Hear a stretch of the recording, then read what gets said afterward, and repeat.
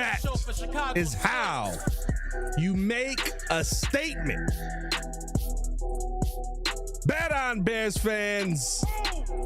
Another edition of the wrong podcast. Another edition of the Morning Breeze coming your way a little bit later today.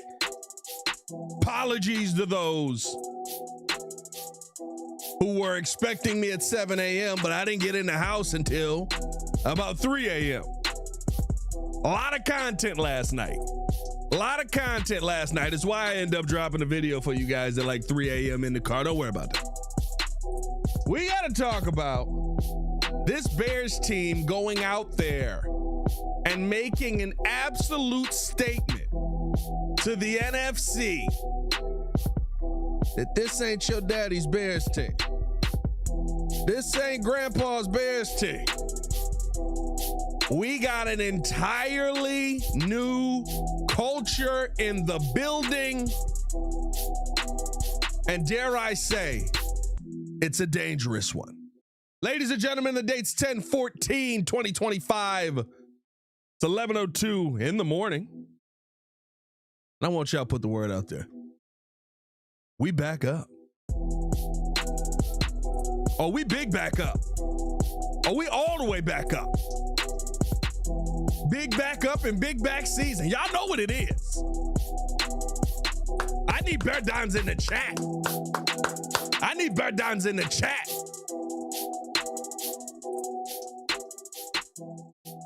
I mean, sweet. You know what? Appreciate y'all for tuning in and showing love as always, man. Hit that like button. Subscribe to the page. Leave a 5-star review. Y'all know what to do. Come on. Push the button. Come on. Push the button. Come on, push the button. Yeah, come on, push your button. You heard what she said. Y'all heard what Sue Young said. Hit that like button. Subscribe to the page, man. Listen, massive win last night. There is no way to say it as anything else. I dropped a video last night, or not last night. I dropped a video yesterday before the game. And I asked the question, when is the last time that the Chicago Bears lived up to your expectations? When is the last time the Chicago Bears lived up to the hype? Is essentially what I was asking. What I meant by that was, when there's so much excitement, when there's so much going into a game and you go, yo, like, I know if we win this game, it's going to say something about this team. And I really couldn't pull one. I felt like a lot of the games that we would have said that about in 2018, we kind of ended up losing. Then they end up going out there and just, rattling off wins. I felt like, maybe you're going back to the Lovey era. It definitely didn't happen in the Fox era. It definitely didn't happen in the Trestman era. You didn't have those wins. I thought about, some people said 2018 versus the Rams. See, for me, with that game, I was like, yeah, we're going to beat the Rams because they don't like to play in the cold. And it was freezing. This feels like, to me, the first time that I can say definitively that this Bears team, I almost said Bulls, that's crazy. I'm doing both now again. That this Bears team understood what the job was, knew what it was going to take to win the game, knew the hype that was around the game, and went in there and absolutely got the job done. There's nothing better than that. As Baki's saying in the comments right now, this is a statement win for the Chicago Bears, not just to the NFC, but dare I say, to the NFL. Dare I say, and I don't think it's too hyped to say it, this is a statement win of, hey, we got it right. You came off of that Raiders game where you're like, man, you definitely should have won that game. And I'm not sitting here telling you it's perfect. We'll break down the game and stuff like that. I'm not sitting here telling you it's perfect. I'm telling you that as it's getting better, you're winning games. as it's improving, as we're seeing things added to the team, as we're seeing different Ben Johnsonisms, I guess, if you want to, be instilled into this franchise, your winning game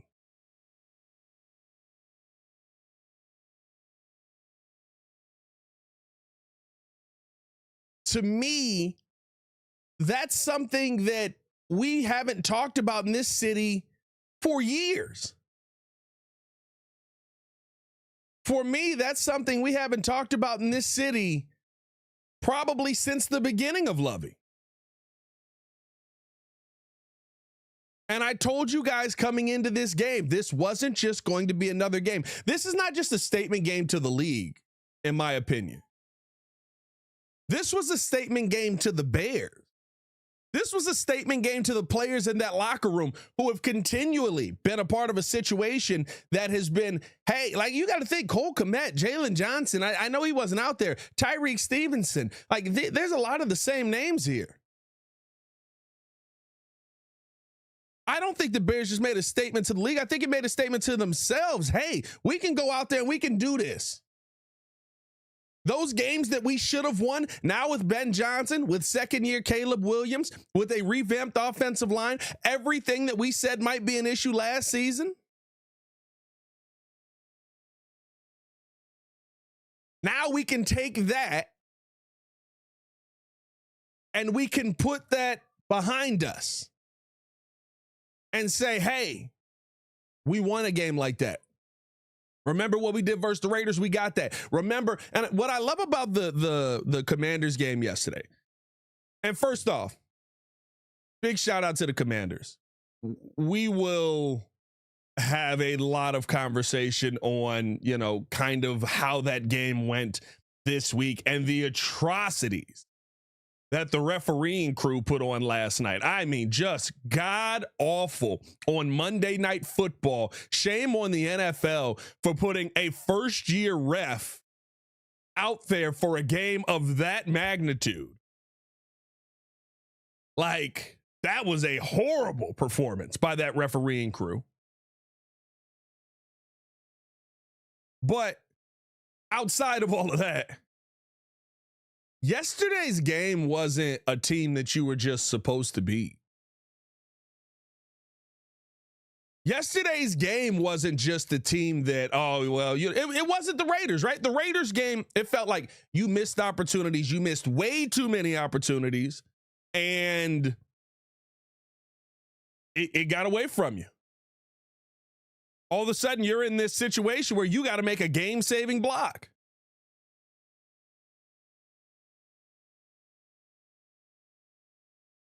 This was a team that you knew you were going to have to go into an absolute bloodbath and find a way to win. That, to me, is a statement to the Chicago Bears that you belong in the conversation that people have wanted to hold you out of because of what you've done in your past. Last night wasn't a game where it was like, oh my God, you know, like Caleb Williams just lacing it through. Like, it was a dogfight. The Commanders defense is a good defense. That Commanders offense is one that I still think is going to be incredibly dangerous as we go down the line here. That's going to be a dangerous team in the playoffs if they continue to stay healthy.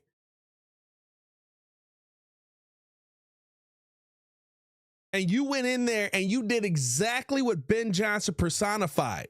You didn't give up for 4 quarters.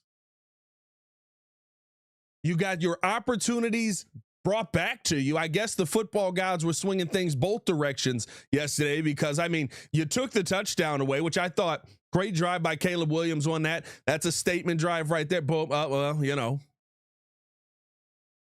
You took the touchdown drive away. They kind of stumbled a little bit. You got another opportunity with the fumble from Deshaun Wright, and then you start driving down the field with some smart play calling, you put yourself in a position to kick an easy field goal. How often have we said that? I think that's been one. I was doing a show with Jeff Miller last night, and we couldn't remember which two coaches of the many that we could pick from decided with the game on the line to kick it on second and or third down. I believe it was Matt Nagy. I think that Mark Trestman did it as well. But it also kind of feels like Matt Eberflus may have done that at one point.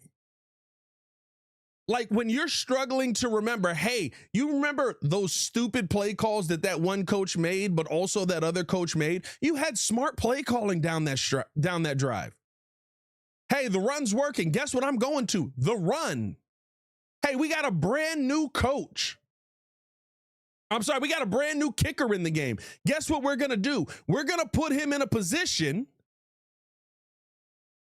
where the kick is fairly simple for him. Now, am I going to say it's simple? No. Great kick by Jake Moody. It's still a 38-yard kick. It's still right in the conditions last night. There's a lot that could have gone wrong.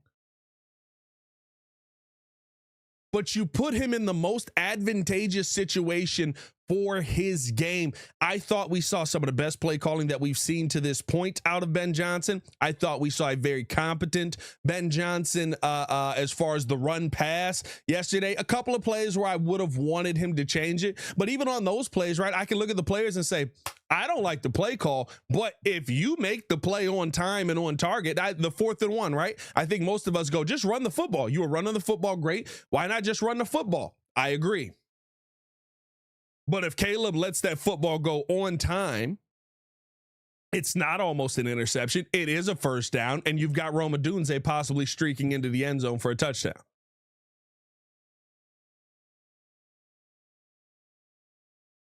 So even on the calls I disagree with, I see how it works. Would I rather you go simple? Sure. Ben Johnson didn't come here to be simple. But I truly thought yesterday, as a team, all phases, as a team,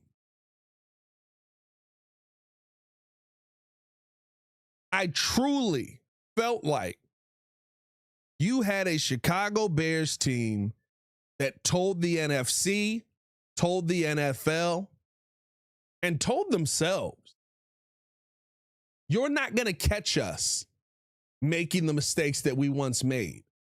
And without those mistakes, you can't beat us. Without those mistakes, you can't stop us.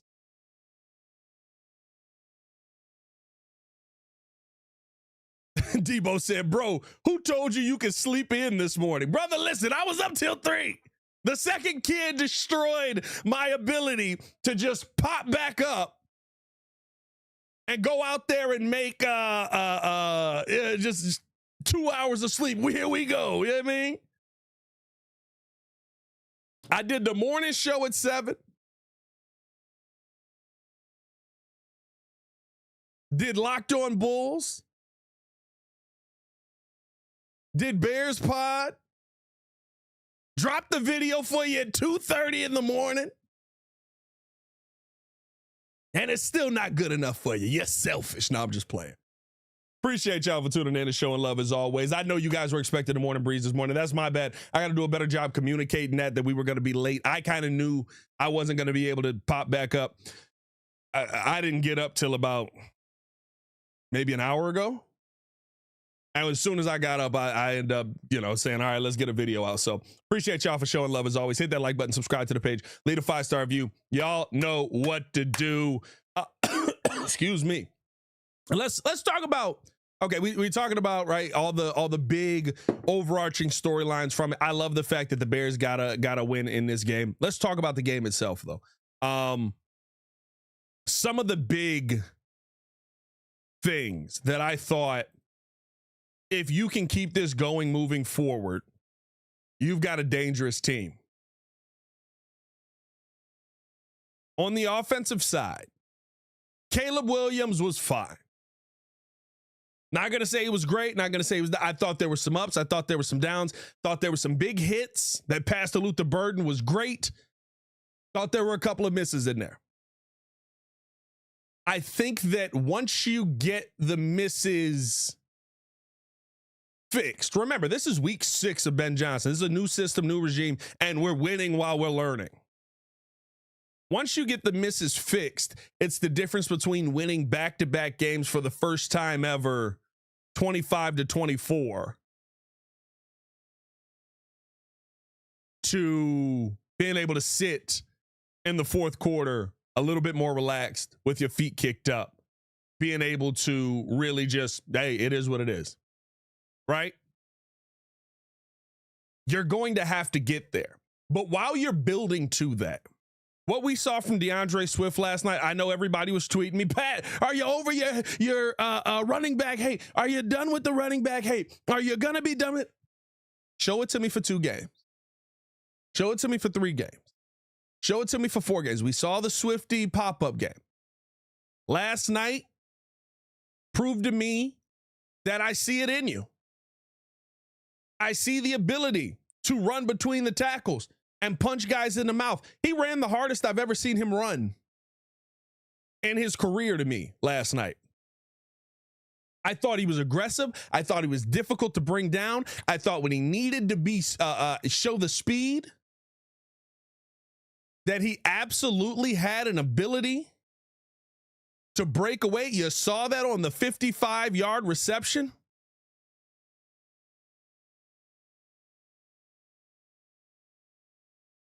Like, to me, there were so many moments last night where I went, this is the running back that you can go out there and win with. And what makes him that guy, I think you got to talk about the offensive line involved in that as well. When we saw yesterday from Theo Benedict a dominant performance on the left side. I mean, I didn't say his name once. I did say his name one time. There's one time Caleb got the ball out quick. It didn't affect anything. He got bull rushed. He got knocked on his butt. That's going to happen. Right? That's going to happen. But I thought you saw a much more cohesive offensive line that opened things up beautifully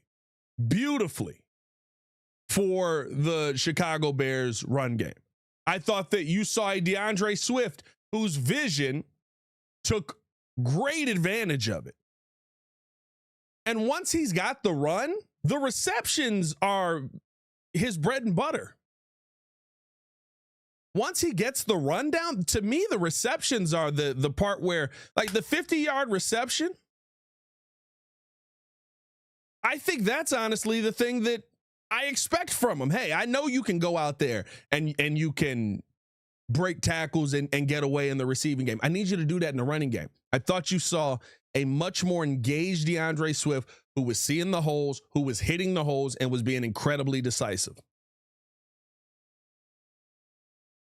And if we see that week in and week out,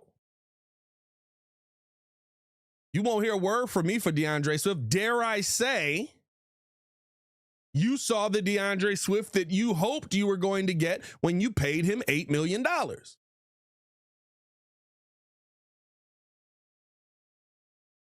That's what I need to see on a consistent basis. On top of that, you saw an offensive line that run blocking was phenomenal. Darnell Wright coming back.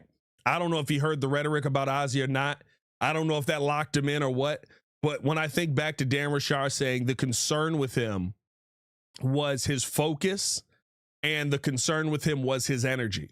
There was no concern with any of that in that game last week. There was no concern at all with any of that and what we saw on Monday, last night.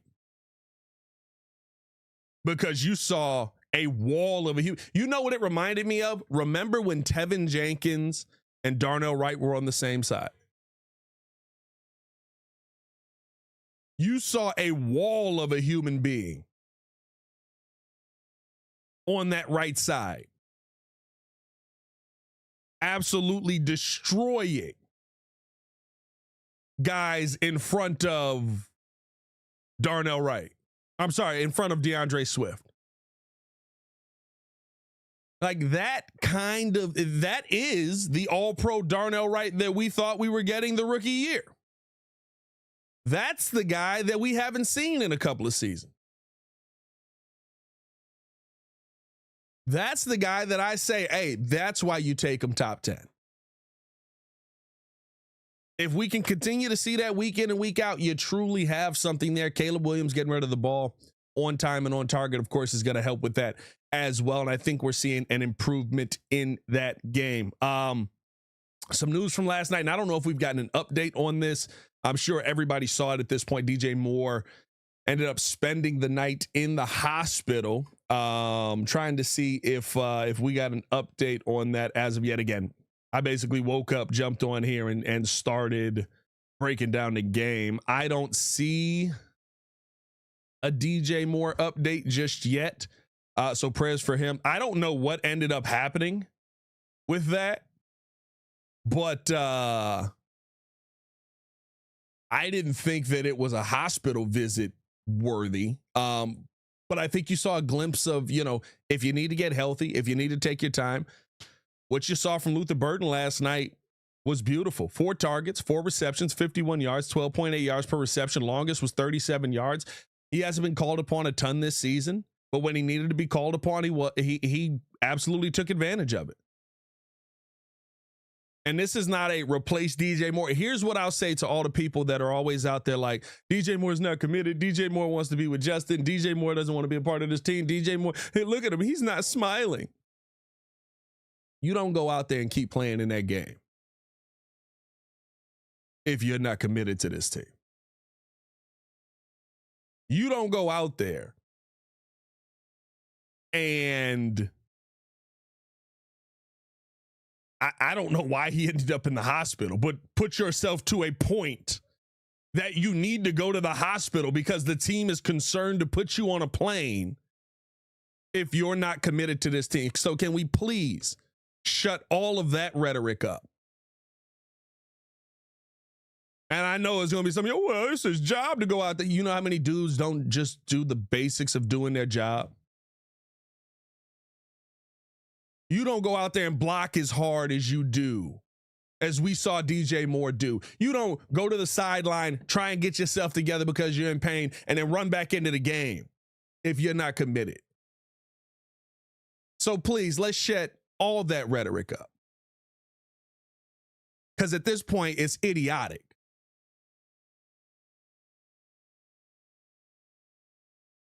DJ Moore's been nothing but a ultimate professional here in Chicago. He's going through being the number 1, the number 2, the number 3. He's going through all this different, and Muggs want to complain because he ain't got a smile on his face 24/7. But when you need a big play, when you need somebody to go down there and make a catch, Caleb Williams can look to DJ Moore and feel comfortable. So let's chill out with all that.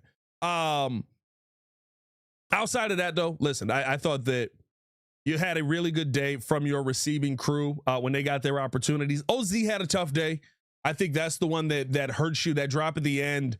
I mean, that could have been to the house. That could have been a house call. There was a lot of green grass ahead of him. OZ's got some really good speed on him. In those conditions, maybe he ends up getting caught. But and again, I got to look at the all 22. But I thought that was a really, really big play for the Bears that could have been gotten, and you didn't get that one, but it may have left some time on the clock. So I'll take the win however we get it. I also think that, though, that opens the door for guys like a Luther Burden. That opens the door for guys like a Colston Loveland, who 3 targets today, 2 receptions. Luther Burden, 4 targets, like I said, 4 receptions. Those guys are starting to work their way into the game plan a little bit more. Cole Kmet, not really a part of the game plan at this point. They tried to get him involved with a weird screen pass. I didn't like that. That was strange. But you got to get in where you fit in. And there's a lot of mouths to feed on this team. And I think that Ben Johnson is doing a really good job trying to get everybody their opportunities. Rome got 5 targets today. He only got 2 receptions. Again, I talked about earlier, the game plan between the pass and run, I thought was phenomenal. 19 rushes yesterday. DeAndre Swift, of course, had 108, but Kyle Monangai was a force in there as well. You even got Roshan Johnson in there for a carry. Like, I thought you had some really, really nice plays from a team that I don't know if we've had I don't know if we could say we've even had a dominant day running the football over the last, I mean, even going back to last season. When's the last dominant rushing day? Let's take a look.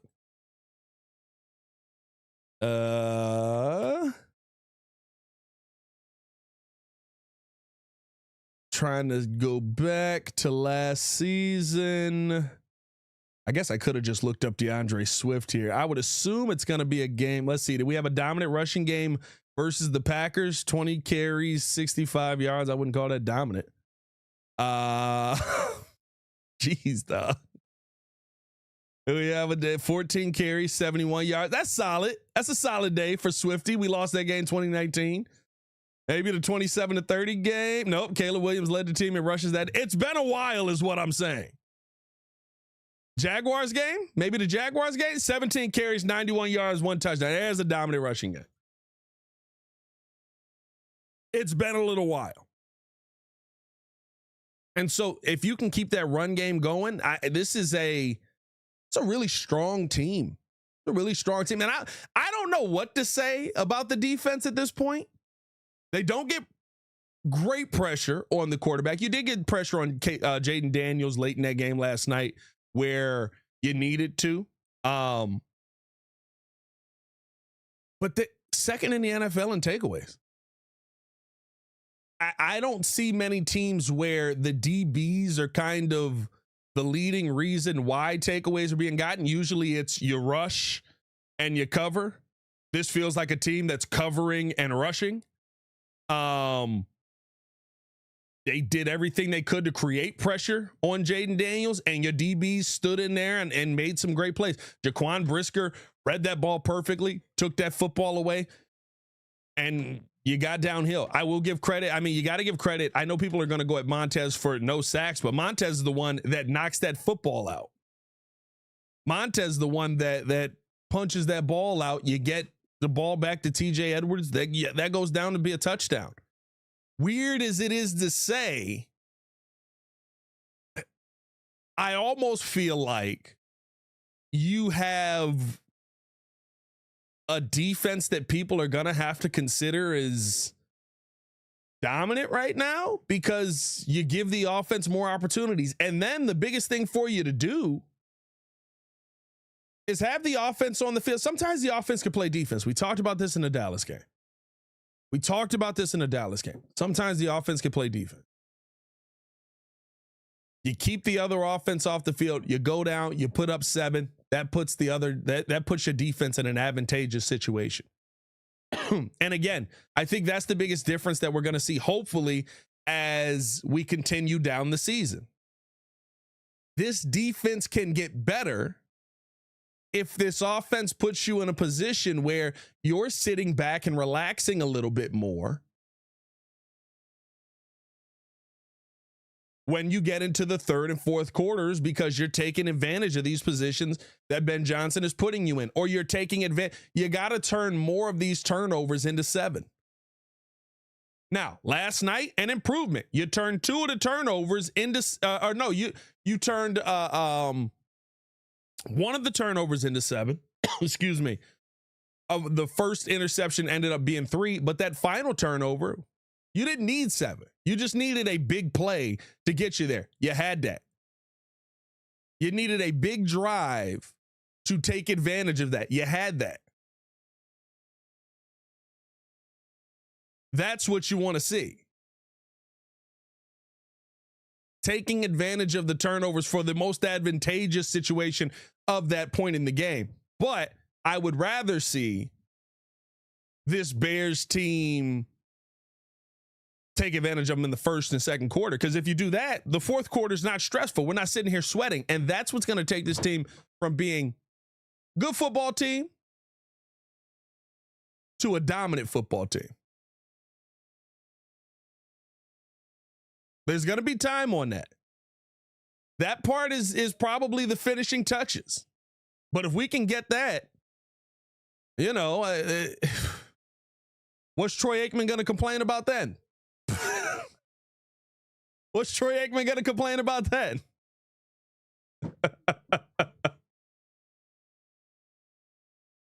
Dog. I see everybody sitting there talking about, Pat, can you talk about Troy? Pat, can you talk about Troy? Pat, can you talk about Troy? It got weird. We can say it got weird. Caleb Williams threw a pass that was deep. Troy Aikman said, you got to throw that short.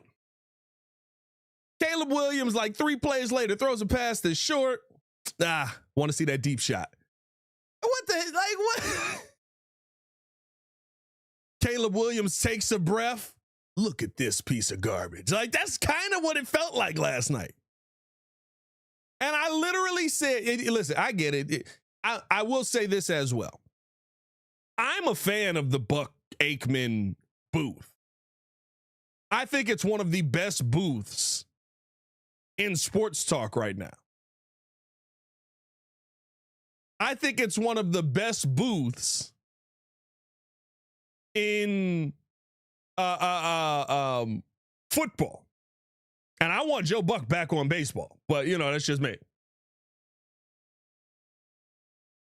But it got to a point last night where literally Jaden Daniels completed like a 2-yard pass and he's like, look at that, just poised in the pocket, able to make the play. And I think Caleb completed like the pass to Luther Burden and he's like, you're taking chances there. You got double coverage. What?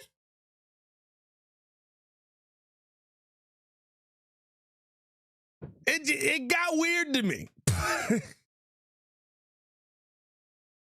And here's the weird part. I don't remember. Do y'all remember him doing that in the first game of the season? I don't remember him doing that in the first game of the season. I don't remember him going at Caleb like that the first game of the season.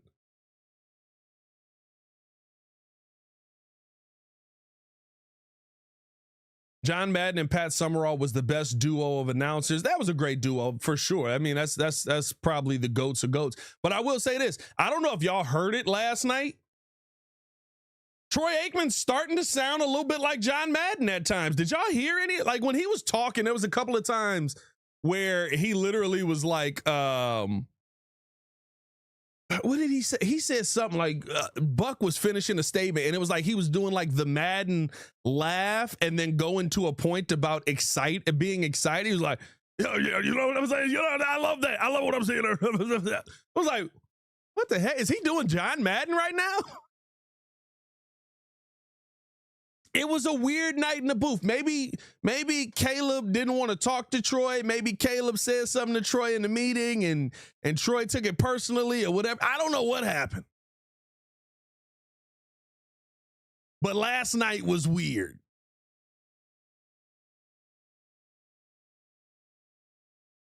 On top of that, which was worse, was the refereeing from last night. And that's another thing that I think to talk about the difference in this team.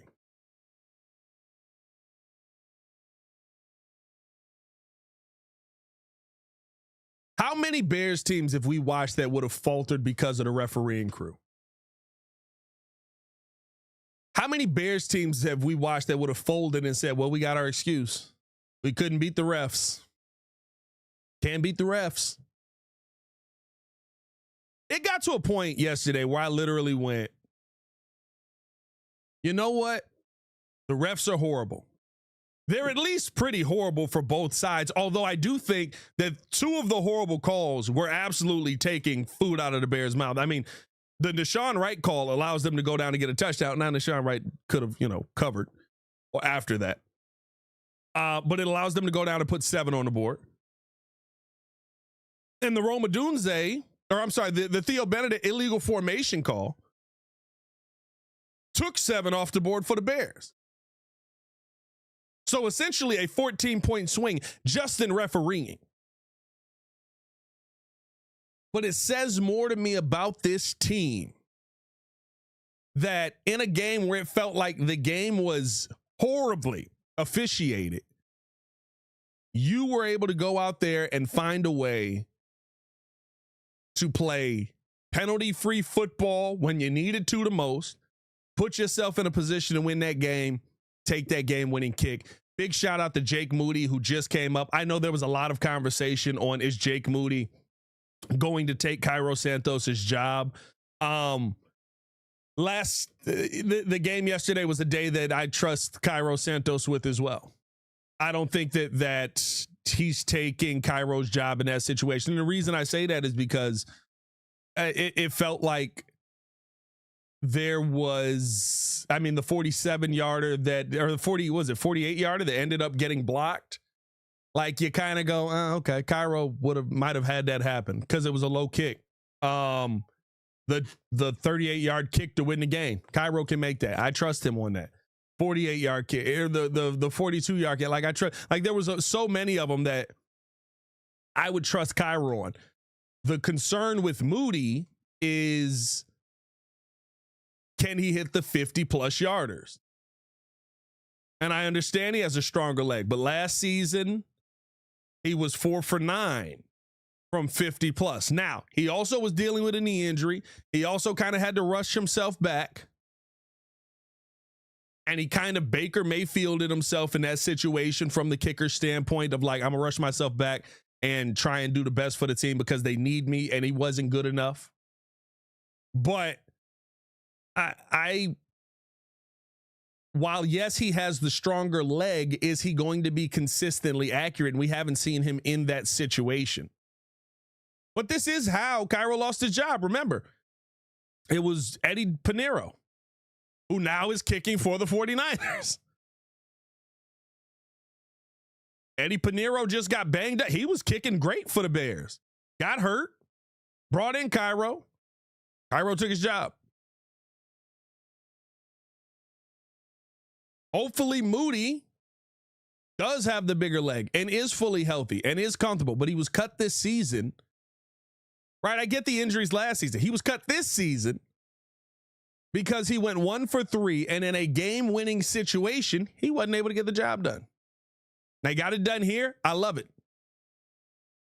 And honestly, whoever the better kicker is, that's who I want on the team. I don't care if it's Cairo. I don't care if it's Moody. I don't care if we re-sign Robbie Gould. Like, whoever's going to make kicks, that's who you go with. But I didn't see anything from Jake Moody yesterday that I don't trust Cairo to do, personally. So I can't sit here and say, oh, I got to have Cairo out. You know what I mean? Like, I'm okay with that. Rod said, how about we keep both? Relax now. Not keeping 2 kickers. Somebody's got to go. I don't need 2 kickers taking up a spot on my team. You know what I mean? Like, bring me a player. Bring me a player. But no, man, hit that like button, subscribe to the page, leave a 5-star review. Y'all know what to do. Appreciate you guys for tuning in and showing love as always. This is an opportunity for the Bears to now go out there with how this schedule is and try and make right on some of the games that were wrong early in the year. You got the Saints. You got a banged up Ravens team. You got a Bengals. Go figures it out. I would assume after a little more practice, they probably get a little bit better. So that's somebody to watch out for. You got a Giants team on that Cam Scatterbo looks like he's ready to bite somebody. And you get revenge on the Vikings. If over these next 5, you can find a way to get 3, you can be an incredibly dangerous team. You got your statement win. Now can you go out there and prove the statement true? We'll be back with more content today, man. Appreciate you guys for tuning in and showing love. As always, hit that like button, subscribe to the page, leave a 5-star review. Y'all know what to do. It's your boy Pat the Designer, back at it again, man. Talk to you guys later on today. Y'all stay safe out there, Chicago. Bet down. One love. Peace.